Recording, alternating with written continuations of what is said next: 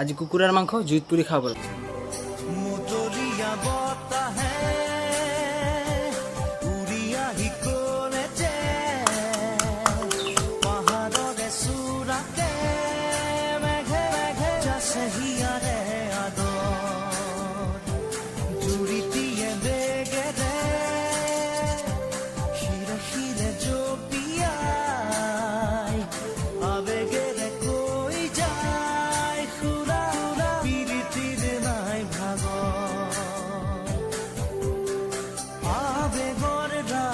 বতাহত উৰে ছবি